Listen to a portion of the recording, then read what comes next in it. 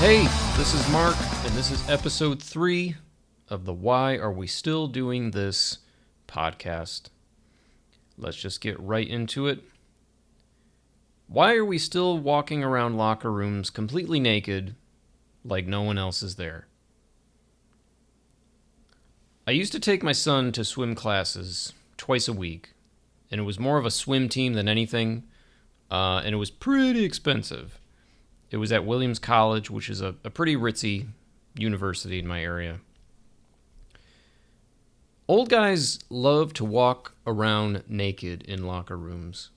They love to putter around the locker room like they're browsing the clearance section at Harbor Freight.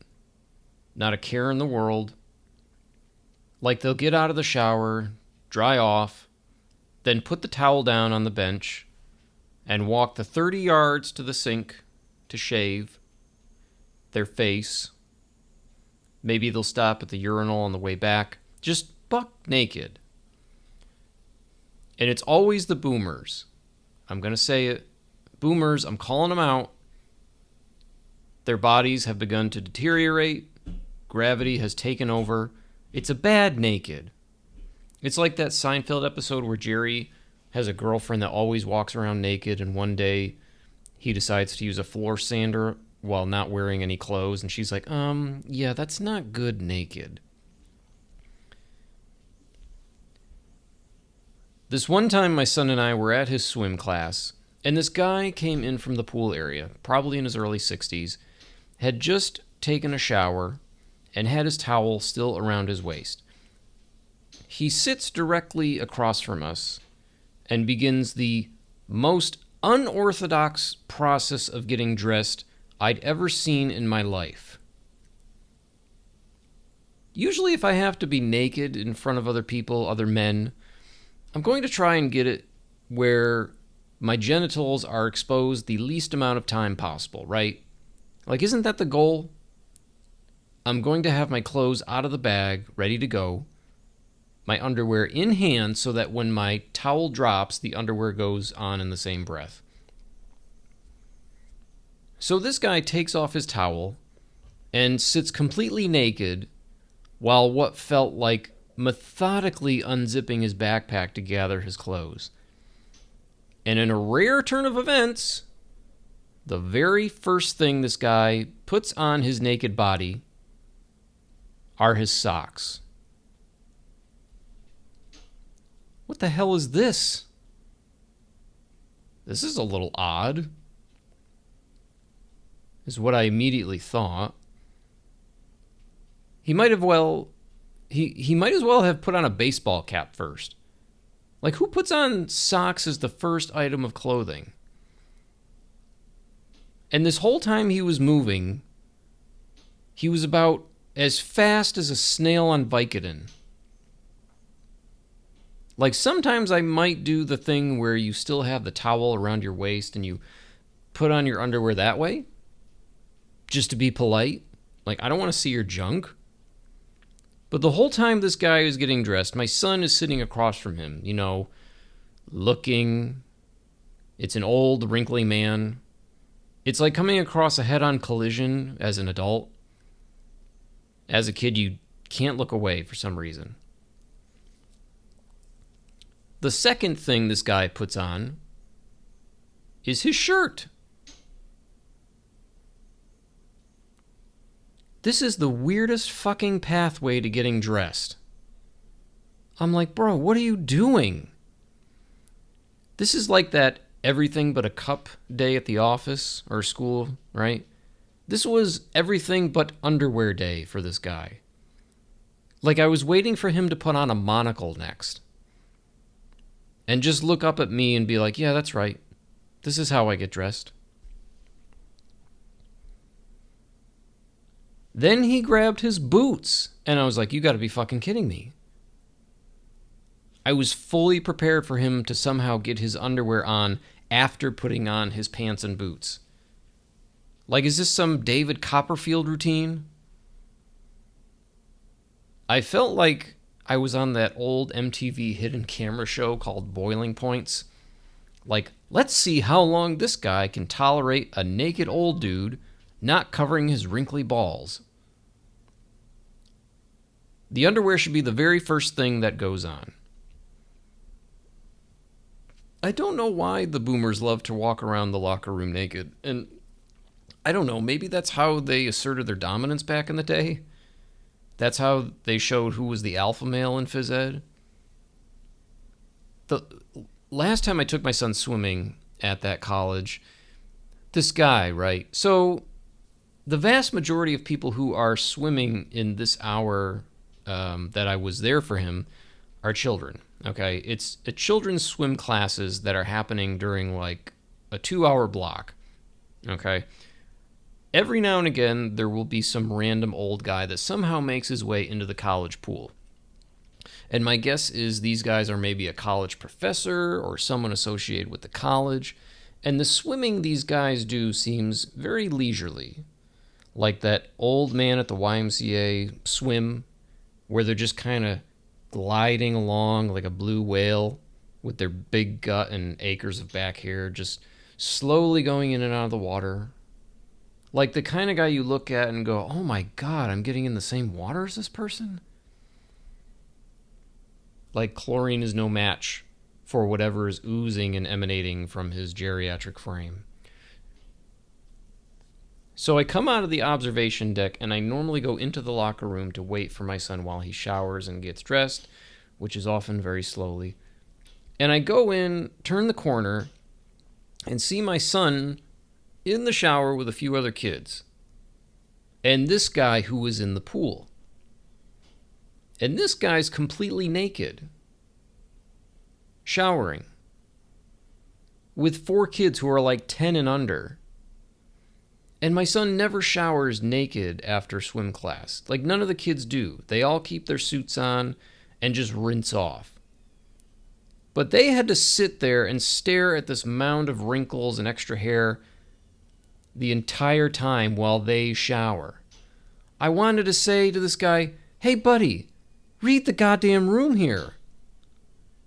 What are you doing? These kids don't want to look at that shit. I kept thinking, this situation is not normal. Dude with his bar of Irish Spring. I remember when I was a kid and going to an after-school program at the YMCA, there was a swim portion of the program, and I remember there was always one kid who would never change in front of any of the other boys. They would always go and change in the stall. But I remember us being so brutal to that kid, like, we all got the same parts. But this is the opposite. Like, what do these old guys do at home? I guess everything they need is there in the bathroom and they don't have to go gallivanting all around the house for stuff. So, I wrote a little bit about Christmas after the holidays, and I wanted to talk about it now because, hey, why not? It's practically summer. When my wife and I, before we had kids, we used to have 7 million places to go Christmas Day. Christmas Eve was with my mom's side of the family at my aunt's house, which was my Bopchi's old house. Then on Christmas Day, we would go to my dad's house, my mother-in-law's house, my father-in-law's house, and sometimes my grandmother-in-law. Yeah, that's right. My wife and I are a product of 2 divorced parents. Luckily, right before we had children, my father and my father-in-law joined in on Christmas Eve celebrations so that on Christmas Day, all we really had to do was go to my mother-in-law's. And my sister and I trade off hosting Christmas Eve now. And I've talked to a lot of people my age with children who say they spend their entire day on Christmas traveling to visit relatives. And some of those relatives they don't even like. And it's not even because their elderly parents are frail and immobile people and cannot get around easily.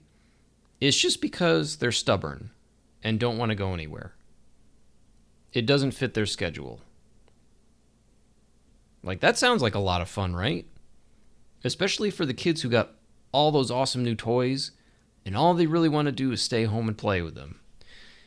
I mean, visiting a non-child-proof home is very relaxing for parents of mobile toddlers, right? How about the divorced parents could say, to make up for the dysfunctionality that was your childhood, how about for 4 hours once a year, my ex-spouse and I will be able to get along and come to a neutral location, such as your home, so that your children are not dragged all over town and they get to play with all their toys and see both grandparents at the same time.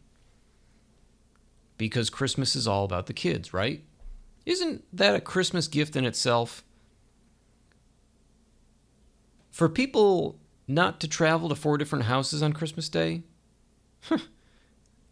And the bigger problem is that there's just so many parents who need to win. They just need to get that W. And what I mean is, when they look at Christmas or just general time with kids, they have to win. They have to get more time with their children than the other parent does. They have to win that competition that is getting more time than the other parent.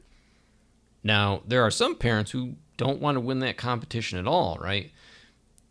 But the problem is, parents feel they need to win. And you know who loses in those situations? You know who the losers are when the parents argue, fight, and call each other awful things in front of the kids? The children. The children will always lose when you have 2 parents that each want to win. The child will only win when the parents can put their egos aside and come to an agreement through a mutual conversation about how a situation will impact the child. Like, this is going to be really hard for both of us, but how about we do what's easiest for little Johnny this Christmas to make up for the fact that he had to fall asleep listening to us scream at each other for the past 4 years? Most of the time that doesn't happen. A guy I worked with divorced his wife, and when that happened, they actually took turns living at the house for a week at a time so their 2 children didn't have to move from house to house. And I was blown away. Like, I'd never heard of a better situation for kids of divorced parents. Like, imagine that. The parents thinking about what's best for the child, even though it makes their adult lives more difficult. Like, imagine being 5 and not having a clue in the world about anything. Now all of a sudden you have 2 houses. Luckily, when my parents divorced, I stayed put and I did not go days on, days off in my parents' separate homes. So I consider myself really lucky in that aspect, because I see a lot of it at the school that I work at, where kids go to one parent's house for a few days, and then they come into school knowing that they're not going to see that parent for another few days, and they come in crying, and it sucks. There's a lot of things that I never want to inherit from my parents. I don't want any dishes. I don't want any furniture. I really don't want any grandfather clocks. I feel like my generation is going to inherit many a grandfather clock that will eventually make its way into a bonfire.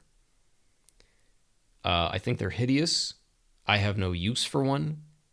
I do not need to know that 15 minutes has passed every 15 minutes. If you catch my drift.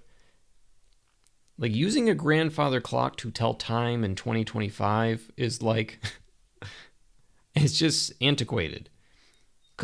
And I know that if it's 2:23 in the afternoon and I happen to want to take a little snooze on the couch when I'm at my parents' house, I know that in 7 minutes, those thunderous chimes are going to go off like a giant bell at an AC/DC concert. Like, you can't even sit in silence at your parents' house because all you hear is that.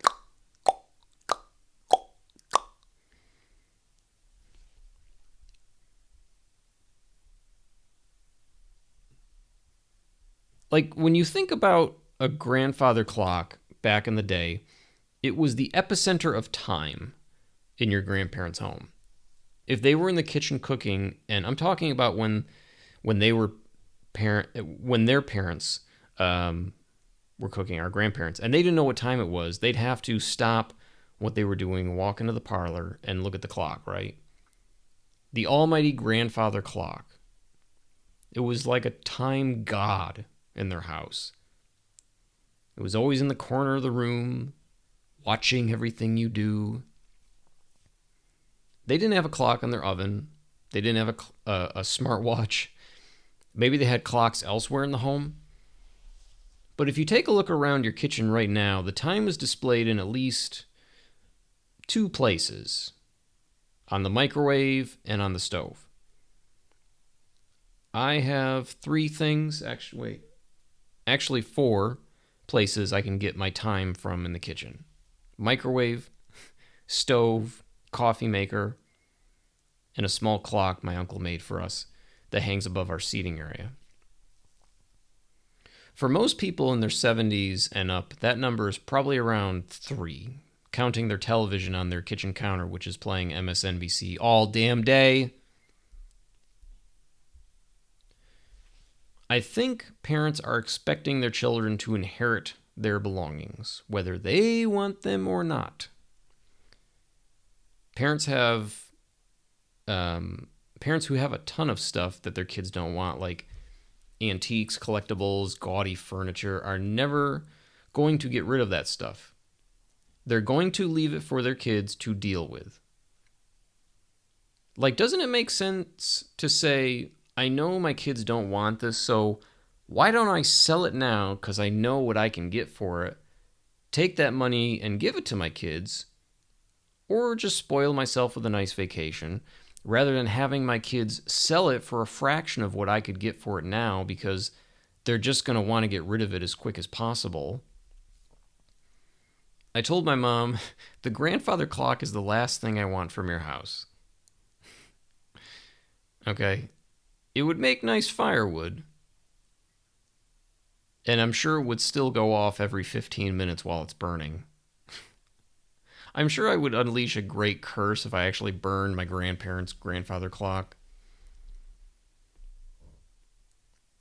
And I remember that clock being in my grandparents' house when I was a kid. I can picture exactly where it was, but it's not something sentimental at all. It's not like every Saturday I was over there with my grandfather putting in 2 hours of maintenance on it. This is not something like a toy or a wagon that I could pass down to my kids or my grandkids. Parents in my generation, or my parents' generation, love to pass down stuff like a 12-piece dining set to their kids who live in a studio apartment, right? Like a grandfather clock in 2025 is just heavy lifting. It's something that will not match any of the decor I have in my house. Plus the fact that I strive to be minimalistic, although I know I will never get there with my ADD. Ultimately, I want my house to look like no one lives in it. I want it to look like the showroom at a Jordan's Furniture. My generation wants nothing more than to be minimalistic because they grew up in such clutter. Our generation's parents collected tchotchkes, and every space on the counter was taken up by them. I love how people my parents' age are like, we didn't have people on the spectrum back in the day. Really? Tell me more about Grandpa's salt and pepper shaker collection that takes up an entire room in the house. An entire room dedicated to some insanely obscure hobby they had. They never threw anything away. You want to hear my crazy theory on how parents get rid of things? Let's say mom and dad have a large storage container of art projects from your entire elementary school career. They don't want it sitting in the basement anymore because they're decluttering. You don't want it, but they insist you take them. These are yours. They cannot bring themselves to toss your drawings you made when you were 7 into the trash, so they indirectly get rid of them by giving them to you. That way, there's no guilt. It could be anything, a set of dishes your parents have that used to belong to your grandparents. They can't bring themselves to get rid of them, even though they don't want them anymore. So they give them to you. Again, the guilt is gone. They found a trash loophole. Here's some of your old art projects, son. Sure, I'll definitely put to use this ashtray I made for Dad when I was in 3rd grade in 1983. The ceramic art class ashtray will go down as the most 80s project that any kid could have ever brought home from school. In the end, I think the only thing I'd really want are photographs. That's probably the only thing I'd really want to ever inherit. Those would mean so much more than a box of dishes that would sit in the basement for the next 40 years. But can you imagine what estate sales are going to be like in 40 years? Estate sales are going to be nothing like they were when we were kids, or even now. There will be no estate sales. You know why?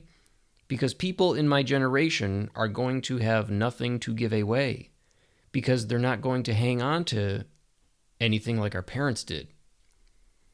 If we do have estate sales, we're going to have essentially crumbling pieces of IKEA furniture and old punch cards for miniature golf places that were left in the junk drawer. That's the extent of what we're going to get rid of. There's not going to be figurines, tchotchkes to get rid of, because we've learned that our generation doesn't want to live in the clutter that our parents had when we were growing up.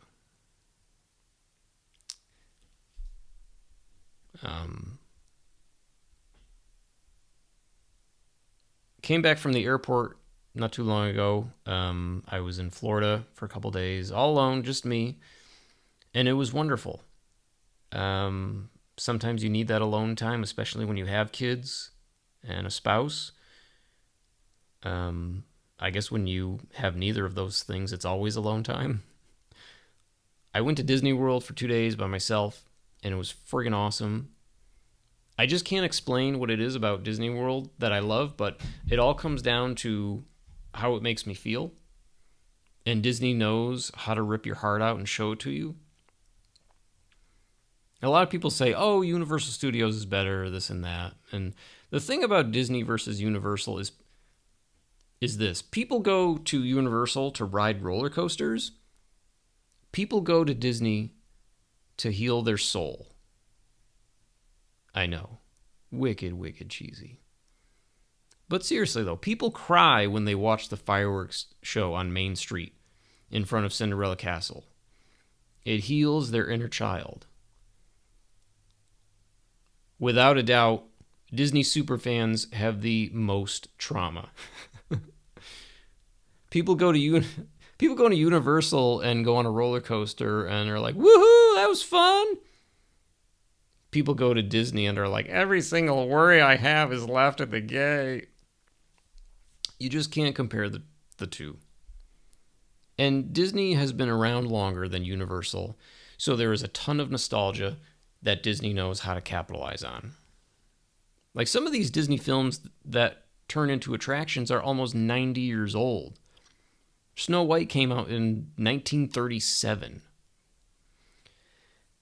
And I've always been able to kind of suspend my disbelief with things like pro wrestling, but that's gotten less and less as I've gotten old, because I know the ins and outs of pro wrestling, and to an extent, it's kind of the same thing with Disney and things like, you know, when you're looking at a ride or you're looking at a building somewhere in Epcot and you're thinking, oh, I'd love to go up on that balcony and explore what is behind that door in the Mexico Pavilion, right? But I know that realistically, if I were to open that door on that balcony, there would be nothing but some lights behind it and a backstage area, right? So this trip to Disney started off how every other trip to Disney World starts off for me, and that is not sleeping the night before. I never sleep well the night before I'm going to Disney World or on a plane in general.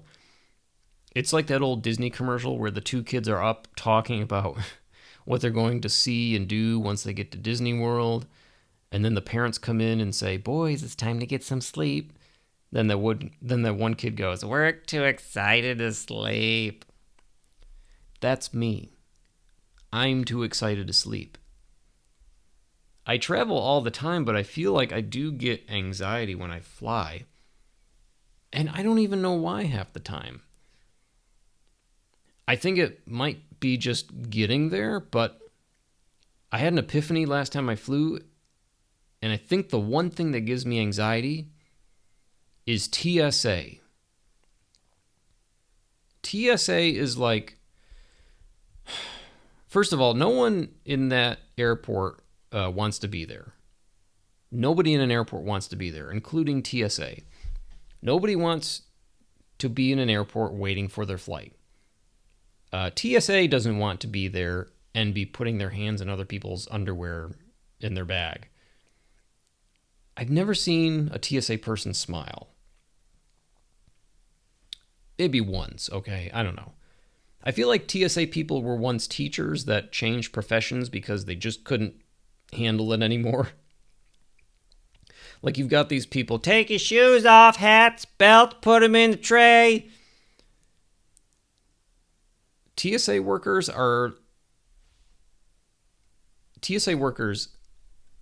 and the wait staff at Dick's Last Resort are the only two groups of people on this earth that can be total assholes at their job and not get fired. If you don't know what Dick's Last Resort is, it's a restaurant chain where they are purposefully a dick to you from the second you walk in. That's part of the shtick. It's fun to bring someone to Dick's who isn't in on the joke, like your grandmother, because they'll be like, "What the hell do you want to eat?" And basically, the more the asshole they are, the bigger the tip they get.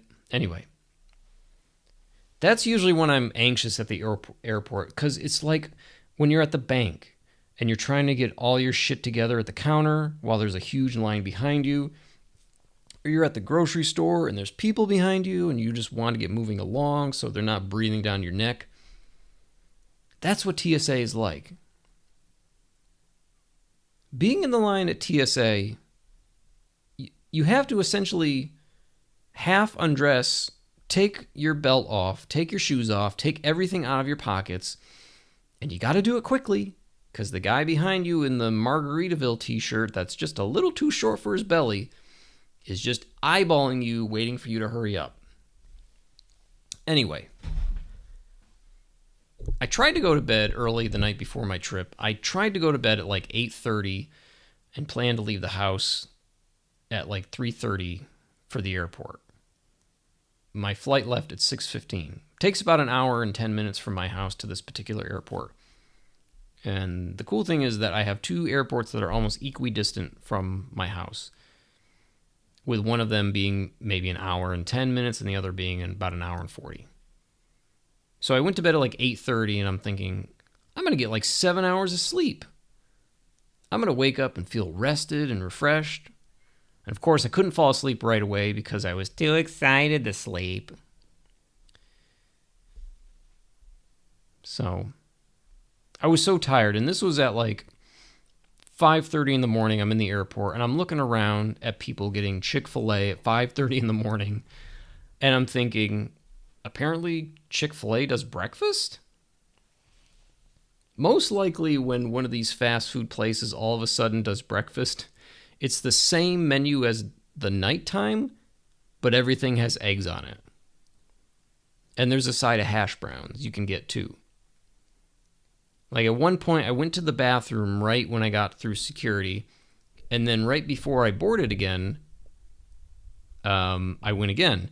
And the second time I used the bathroom, I'm washing my hands at the sink, and I'm thinking, this bathroom here in Orlando has the same faucet and countertops as they do in Albany. Then I thought, wait a minute, I'm not even in Orlando yet. I'm still in Albany. Like, that's how tired I was and how foggy my brain was. Have you ever been in an airport and the line for the rental cars are almost as long as the airplanes? Like, people wait for a rental car for hours sometimes. Most rental car companies have a skip the line program where you can enter all your personal and payment information online way ahead of time so that you can skip the line and go straight to the garage where they'll have your name on a display board. You give the attendant your ID and they'll show you to your car. Literally, it took me less than 3 minutes from the time I got to the booth in the garage at Orlando Airport to the time I was sitting in my rental car. All that took 3 minutes while some people were waiting probably over an hour in line for their car. If you take any advice from this podcast, please don't listen to any of the relationship advice. Take my advice on rental cars, please. Anytime I'm in an airport that is a huge tourist area like Florida, the line for every rental car counter is like super long. And there's usually like one or two people working there. And as with TSA, everyone there looks incredibly miserable. It looks like the 7th level of hell. Those who are waiting in the line, they just look like they've been through war. They just got off a plane. They smell, they're hungry, they just want to get to their hotel. The kids are about to completely lose their ever-loving shit and just want to jump in the hotel pool. I should throw rental car employees into the category of no one wants to work at the airport. Here's something. I defy you to find a budget rental car company like Dollar, Thrifty, Budget. I can't imagine a company called Budget being a luxury line of rental cars. I defy you to find reviews of these budget rental car locations on Google that are above 2.5 stars. Airport rental car locations have some of the shittiest reviews of any business in the universe. If you want to read some of the worst reviews in all of food service, entertainment, customer service, anything, it's going to be rental cars. And it's usually going to be something like 1.7 stars out of 5. The vast majority of the reviews are like, waited in line for hours. One person working the desk. Henry should be fired. Quoted at $90, charge me $700. Something like that. The day before I flew, I remember the sneakers I wore that day were kind of sweaty. So I put some baking soda in them and just let them sit overnight to absorb some of that moisture and odor. And the next morning at 5 a.m., I'm in line for security at TSA and realize that I have to take my shoes off. The same shoes that I put what seemed like 7 pounds of baking soda into. And I'm thinking, oh shit, they're going to think I have some explosive device in my shoe. So I took off my shoes, and it was like someone dropped a bowl full of dry ingredients for a cookie recipe onto the floor.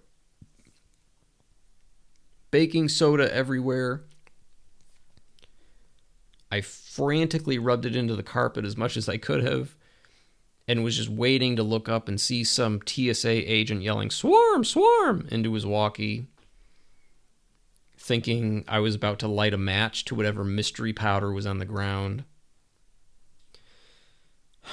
But luckily I was able to conceal my crime and no one from TSA tackled me to the ground. I always wonder if I'm going to get to walk through the metal detector or have to step inside that tube thing that does the full body scan. You know, where you got to put your arms up. I don't know if there's any rhyme or reason for who goes through which one, but on this last trip, I got the tube thing. Guy's like, anything in your pockets? And I realized I had a tissue in my pocket. And I was like, so I had to hold it above my head. And then they checked the hat I was wearing, which they told me I could keep on as I was putting my bag on the belt. But I'm like, well, if you were going to check it, why not just tell me to put it through the machine? I do think security is also one of the biggest places for germs to get together and throw a big party, right? Everyone is taking their shoes off. Their smelly, sweaty feet are all over the floor. You've got some oaf with a crusty beard and a fish t-shirt with his bare feet on the floor, soaking up and adding germs to the floor at the same time. His Birkenstocks are sitting on the x-ray belt, just emanating this green mist, smelling of baked haddock. Someone who, with your luck, will be sitting next to you on the plane. He'll have his he'll have the middle seat and take up both armrests. And you know those sandals are coming off once he's on the plane. On my way to Florida recently, I sat next to this elderly couple who both fell asleep on the plane. The guy next to me took his shoes off during his nap and was snoring pretty bad. And all I could think of was, please don't die next to me. And then I think, if someone were to die on a plane, what do they do with the body? Like, I know they have protocol, but they certainly can't just let the guy sit there until they land. Like, do they have a room in the back of the plane specifically for dead passengers? Or do they do like a Weekend at Bernie's thing where they just put a hat and sunglasses over him for the remaining hour before they land? I'm thinking if it was a terrorist, they would just open the waste hatch and dump his body out into the Atlantic with all the airplane waste. I don't know. I feel like all the crazy, insane people out there love to display their talents at the airport. Do you ever notice that? All of these TikTok and Instagram, Facebook reels showing people just losing their shit all take place at the airport. And now with people needing a real ID to fly, you know there's going to be a shitload of viral videos of people absolutely losing their shit because they were turned away at security because they didn't have a real ID. Like, you people had 2 years to get this. And it just goes back to my theory, no one wants to be in an airport. And when you see these people losing their mind at airports, it's never United, it's never American Airlines, it's never Delta, it's not even Southwest half the time. It's always Spirit. It's always Spirit or Frontier. I'd never heard of Frontier until my sister told me about it. I always fly Southwest and have never had a problem with customer service or needed customer service. But these people that are ripping their shirts off out of anger at the gate are almost always flying Spirit or Frontier. My sister flew Frontier, and I remember she was telling me about it. And it's basically, they don't give you any complimentary snacks or drinks. They have those items, but they make you pay. And they don't even have the tunnel you walk through to get on the plane, but rather this outdoor switchback kind of thing. Looks like one of those stairs on wheels that custodians would use to change the light bulbs in the school gymnasium. I'm like, no snacks, no drinks, no sheltered entranceway. Like, does the pilot kick you in the ass on the way to your seat? This sounds like the Dick's Last Resort of airlines. But in all my years of flying, I've never had one of those viral moments that seem to be the norm when flying now. Someone having to be asked to leave because they made racial slurs on the plane, then complain about their First Amendment rights being violated. Like, come on. I thought I was going to have one of those moments on a recent flight. Some woman barked back at the man behind her, "Could you please stop pushing on my seat, please? Thank you." And I was like, ooh, is this going to go any further? Then there was a guy in front of me saying to another passenger who was loading a carry-on above him, he said, "Excuse me, please be careful with that. There's a CPAP machine up there." And part of me wanted the other guy to be like, "Oh, I'm sorry. Did I hurt your little snowing machine?"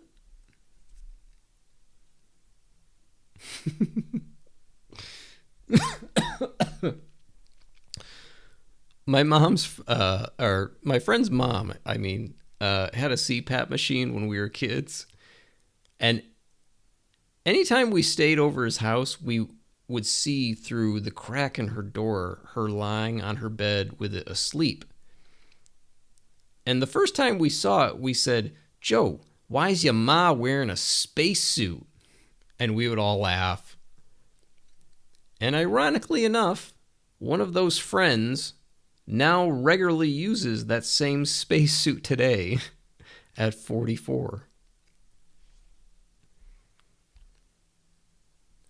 I really don't mind flying at all. I don't get airsick, but my stomach is never at 100% when I fly. I normally take Dramamine, but not the regular Dramamine that makes you all wicked drowsy. But they make these really great ginger chews that are completely non-drowsy, and they totally work. I do that and wear these motion sickness bands that I've always felt work, but may have some placebo effect at this point. I don't know.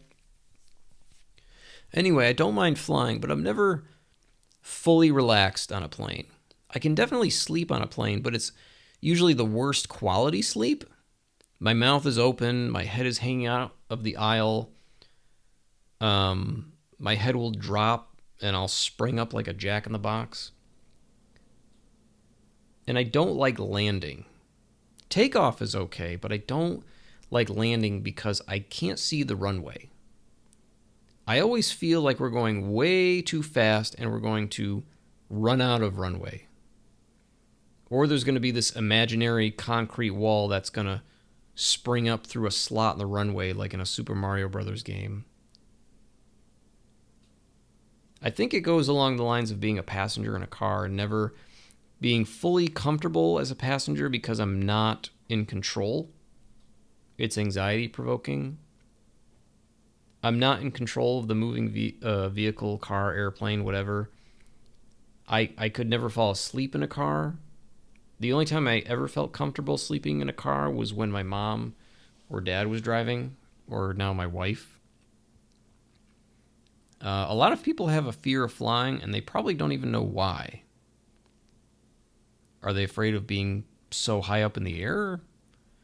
Or are they afraid both pilots will simultaneously have a medical emergency and immediately go into an 800 mile per hour nosedive? Who knows?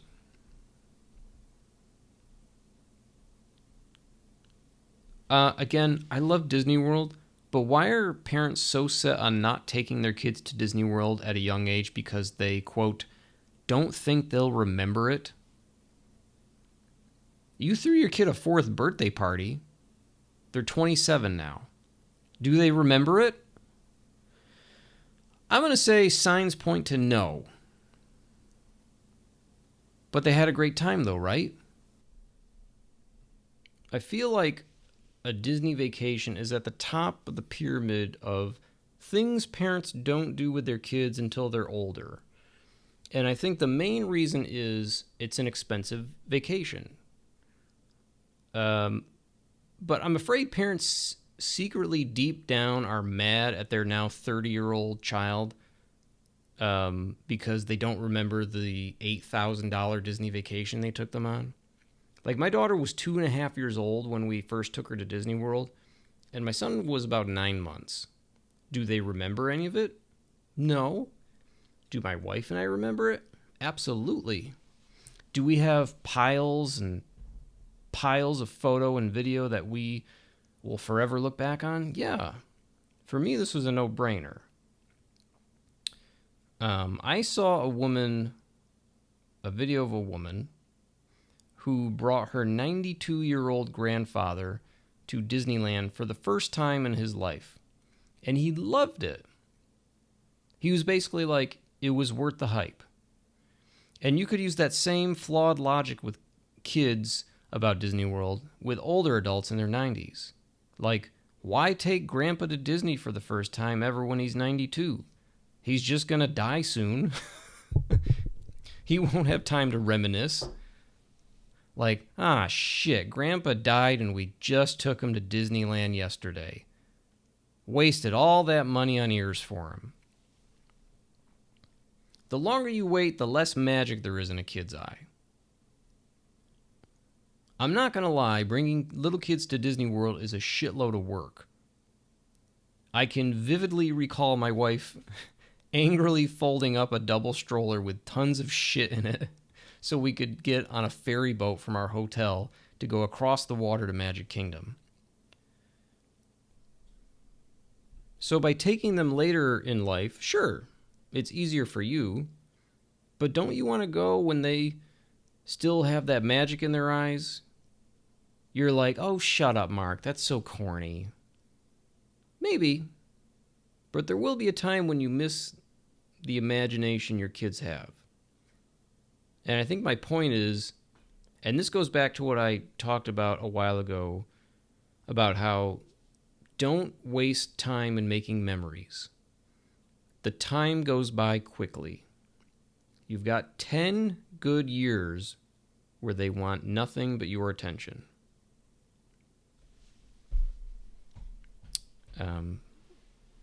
There's a place inside Walt Disney World's Magic Kingdom called the Bibbidi Boppity Boutique.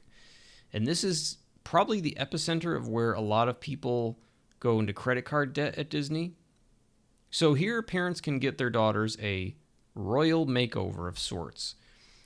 Or you can save money if you have a boy who wants to get a pirate makeover, which is literally like half the price for an eye patch, a sword, a hat, and a shirt. And they come out looking more like Captain Morgan than Jack Sparrow. But little girls can get their hair and makeup done. They also get a bunch of princess accessories, like one of those Miss America sashes, a bag of makeup, and a tiara or crown or something, I can't remember, for $100. At the time my daughter had it done, it was around $65-$70. And a lot of the parents who go there have their daughter already wearing a polyester princess dress that they bought from Costco for like $29.99 to walk around the hot Florida sun in. Or they can literally spend up to $450 for some signature princess gown. And I remember when we took my daughter to Disney World when she was 5 and we wanted to get her a princess makeover. That was something I thought of even before we had children. My wife and I went to Disney World, just the two of us, about 9 months before our daughter was born, and I said, if we have a daughter, I want to bring her here to get a princess makeover. Did I mention it was 9 months before she was born? That was a great trip. Anyway, we did get her that makeover when she was 5. We have dozens of photos, videos. She even got to meet one of her favorite princesses after getting all dolled up. Was it expensive? Yes. But it could have been even more if we paid for the signature bankruptcy package or whatever it was. But we'll never get to do that again. I thought we would come back to Disney World and she could do it again sometime. But I'd say in less than a year from that time, the princess phase was gone. Gone forever.